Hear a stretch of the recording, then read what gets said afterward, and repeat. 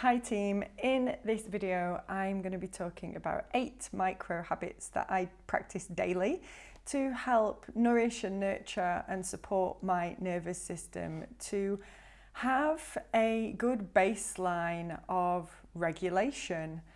And these are habits that I have cultivated over time and habits that I also share with my clients as who are doing the work on a deeper level as well.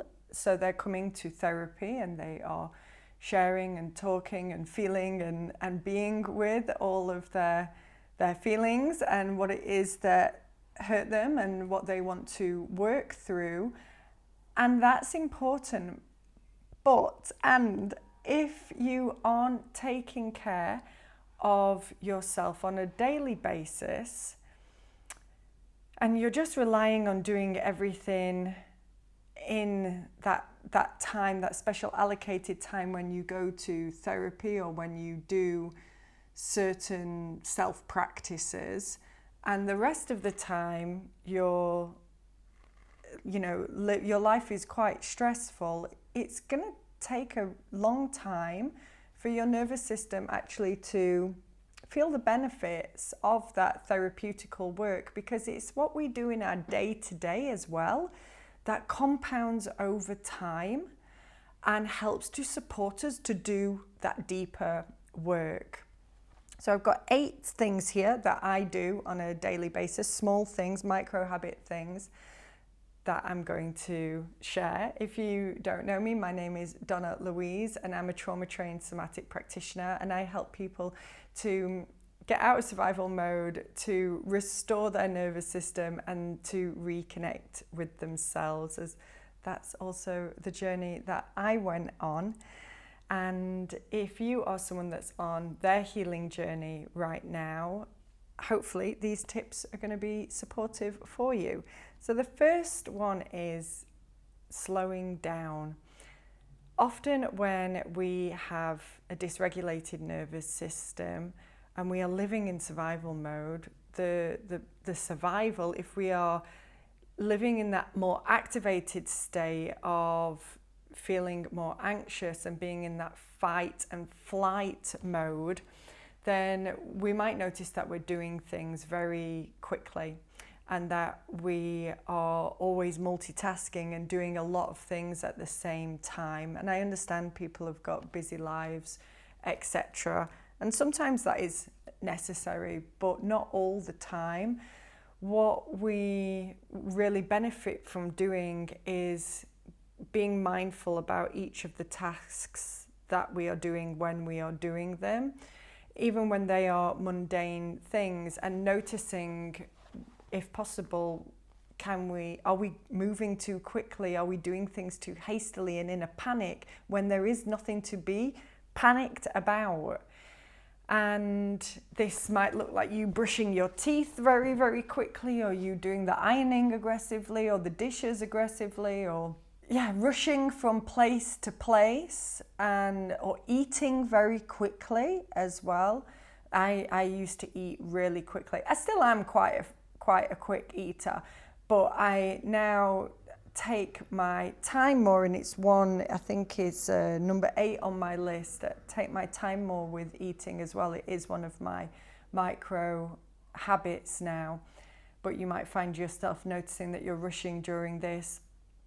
And sometimes we need not be rushing, and I invite you to see, where are you rushing in your day, where you can actually begin to slow down and be more present and be more mindful with that activity. Now, I'm not talking about like really slowing down to the point of, you barely getting things done, but just noticing, can I take a breath?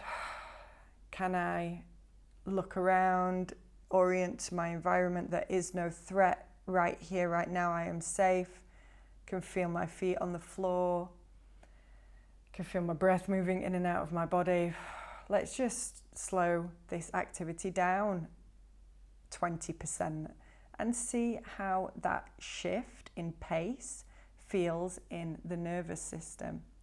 The second thing that I do on a daily basis, my non-negotiable that I talk about in nearly every single video, is acting upon my interoceptive cues.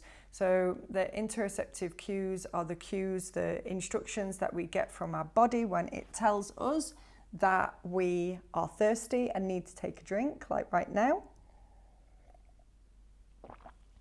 When we are hungry, when we need to use the bathroom, when we need to rest, when we need to stretch, when we need to cough, etc. When we need to, anything that our body wants us to do in order to feel more comfortable. And often when our nervous system is dysregulated and we have been in survival mode or if we have experienced trauma, then we have this disconnect from our body. And it's so easy in today's society and environments that we just have to keep working, we just have to keep doing the thing, and we don't listen to our own needs. And so if we get an interoceptive cue that we need to take a drink and we ignore it, and I think I can wait to take a drink until after I've finished this video. Why? I can take a drink now. And there's times when each morning I'm lying in bed and a few moments will have gone by between I got the cue that I need to use the bathroom and I still laid there thinking I'll just get a few more minutes of sleep, but I know I'm not going back to sleep and I know I need to use the bathroom. As soon as I'm aware that I'm ignoring my interoceptive cues, I do my very best to follow them, to meet my body's needs, because otherwise I'm causing further dysregulation. I'm saying that my needs aren't important, and that manifests in other areas in our life, and we can think about that in other ways, in our relationships, etc. And this is a really simple, basic way of us learning to reconnect with ourselves. The third micro habit that I do to nourish my nervous system on a daily basis is that I practice coherent breathing. Coherent breathing is a gentle diaphragmatic breathwork practice that I do every day laid down on my bed or on the sofa at lunchtime, and it is where we slow our breath right down whilst counting to 5 or 6 on the inhale and exhaling slowly on the count of 5 or 6 as well. So we just learn to slow the breaths down to round about 5 or 6 breaths a minute.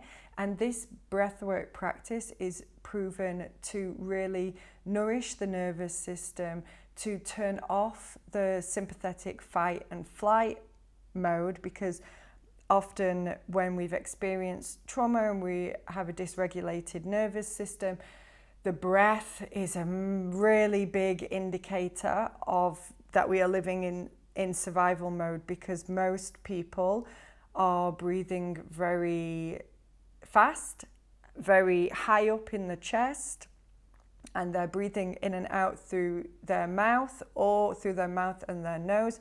And this kind of breathing pattern is the breathing pattern that we are in when there is a real life threat and we need to run and flee or fight to protect ourselves. But you know that isn't the case anymore, or that your environment that you're in right now is a regular, typical environment. And so we can use coherent breathing on a daily basis to help send signals to the nervous system that we are safe now and that we are present with our body and that we are supporting ourselves. And this breathwork practice activates the parasympathetic rest and digest mode, which will put you in a much more relaxed, present, engaged level of base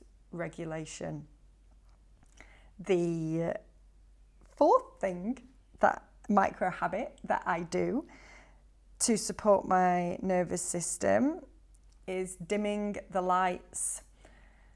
I very, very rarely put the full lights on in my apartment and even in my workspace if I can get away with it. I have the lights more low, and I have the lights on warm, and I only have like a 30-40% of the lighting on pretty much most of the time. And I've just found this to be so much more relaxing and nourishing for my nervous system. Yeah, I really like it. I haven't really got anything more profound to say about it than that. It's just really helped me to feel calmer. The fifth micro habit that I practice to help regulate my nervous system is that when the people that I trust and care about ask me how I am, I answer honestly. And I also check in with how I'm feeling physically. When somebody asks me, how are you? I will respond with after I check in with my body, and I will answer honestly. I no longer say I'm fine, thanks. I will, maybe I'll ask someone, oh, how long have you got?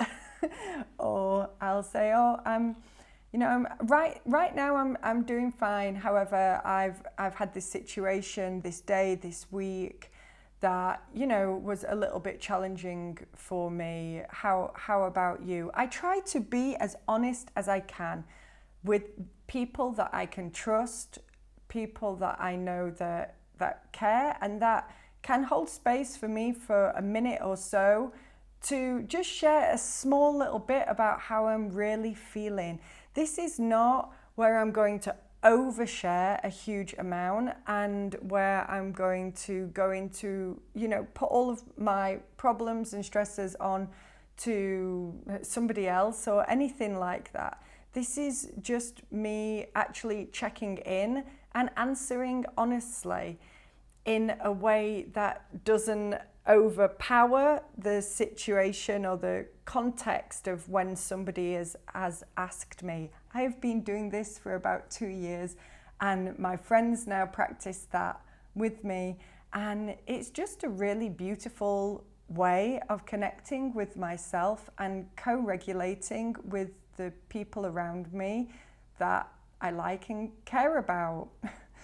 The sixth micro habit that I practice to support my nervous system is I no longer try and change or fix how I'm feeling. I meet myself where I am at. I allow myself to experience a full range of emotions and sensations without always trying to regulate myself. Regulation doesn't mean calm. Regulation doesn't mean that you don't react to things. That's a form of suppression. Regulation is when your response is suitable for the situation.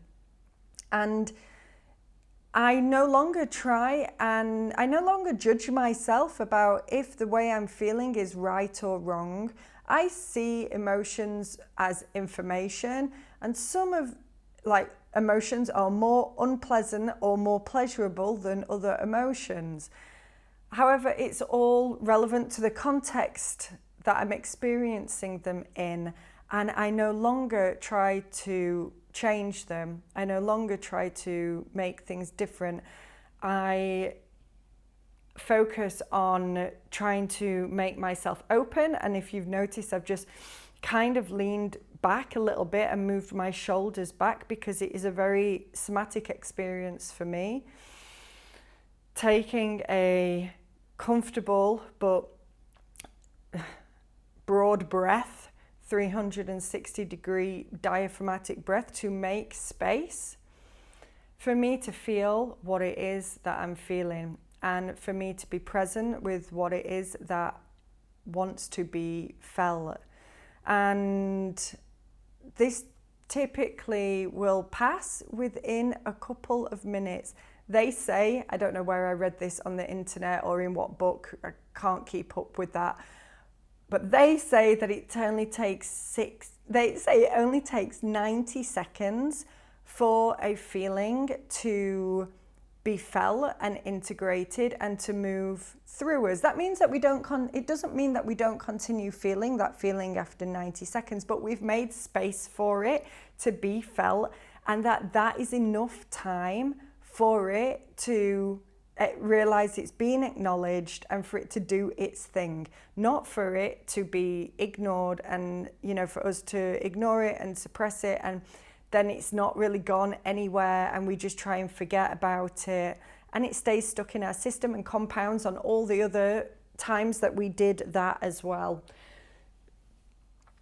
So allowing myself to feel what I'm feeling without judging myself and without trying to change it, and just to use my tools to support myself in that moment, such as resourcing, grounding, posture, breath, etc., to support myself whilst I'm feeling what it is that I'm feeling. The 7th daily micro habit that I practice to support my nervous system is that I go for walks every day. I walk most places from where I live to my workplace, and also to visit friends and to go out and do social activities. But there's also a big lake near where I live, and I go and walk by that lake probably for about 30 minutes every single day. And this is a micro habit because it doesn't feel like a big thing, but walking outside, being next to the lake, if you can be near a green area, or just being outside in general, is really supportive for the nervous system. It helps us to create space, it helps us to connect with the elements outside, and if we're seeing green spaces or water, it's also very, very nourishing for the nervous system, as is the movement. I mean, walking is just so good for so many things, You've had a disagreement, go for a walk. You feel stressed, go for a walk. You're in a bad mood, go for a walk. You are anxious, go for a walk. You feel upset, go for a walk. Like, going for a walk is really, really great. It's if you feel triggered by something, you want to take space to respond instead of react, go for a walk. Going for a walk is a nervous system life hack that I practice every single day. And finally, I spoke about this, when was it? In one of the other points about slowing down and slowing down with eating. So I've always been a quick eater, and one of the micro habits that I use that helps me slow down when eating and being more mindful when I'm eating is to eat without any screens at least once a day. Not all the time. I like to come home and have dinner and watch a TV show, and as much as the next person as well, but I don't do that all the time. Typically, I would say my lunch, I never ever have my phone out with me at lunchtime. I keep it in my bag when I'm eating. It's not on the table. I go from eating to then doing my coherent breath work, but eating without screens and just being present with my food has helped me to slow down eating and enjoy my food more, and just to take that much needed break from screens and extra stimulation. They are the eight free micro habits that I do every single day to support nervous system regulation. Just to recap, it's slowing down, listening to my interoceptive cues, coherent breathing, dimming the lights, sharing how I'm feeling when people ask, allowing myself to be without trying to fix or change how I'm feeling, going on daily walks, and eating at least once a day without screens. If you found this video insightful, if you've got any questions, any concerns, any thoughts that you'd like to share, please pop them in the comments section below. And if you think that this video could help somebody, please consider sharing it with them and also subscribing to the channel.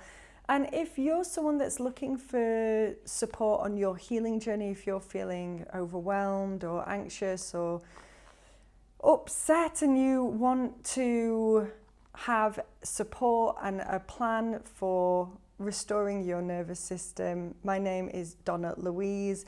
I'm a trauma-trained somatic practitioner, and I practice an integrative approach to therapy and to healing and restoring nervous system health and recovering from trauma. You can find the link to work with me and book a free consultation call in the description below this video. Until the next time, thank you very much and take very good care.